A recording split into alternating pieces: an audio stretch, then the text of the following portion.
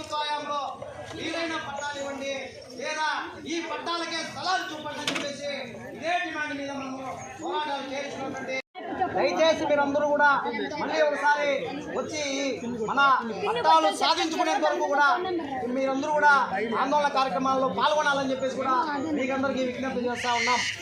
అలాగే ఇంకో పక్క చూస్తే ఇవాళ రాష్ట్ర గత ప్రభుత్వ హయాంలో ఇచ్చిన పట్టాలకు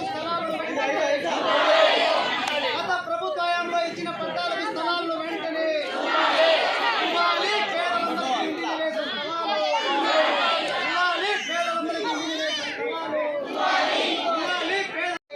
అంత డబ్బు పెట్టే పరిస్థితిలో ఈ ప్రభుత్వం లేదు కాబట్టి, అలాగే బెంగళూరు రోడ్లో ఉన్నటువంటి మోడల్ స్కూల్ వెనకాల బీరింగి సర్వే నెంబర్ 59లో అక్కడ కూడా పట్టాలు ఇచ్చినారు కాబట్టి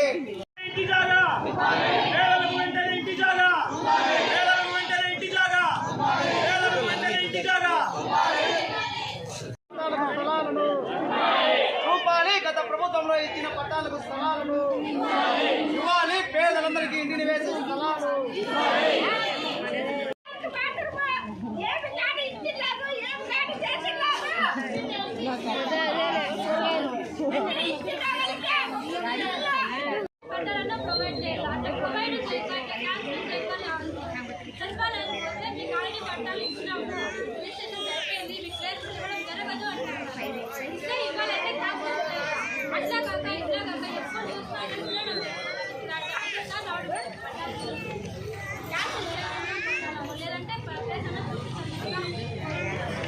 మాది బీ కొత్తకోట, మాది నందిచెట్టి వీధి. మా పక్క చుట్టుపక్కల వాళ్ళందరూ 10 మంది పైన ఉన్నారు.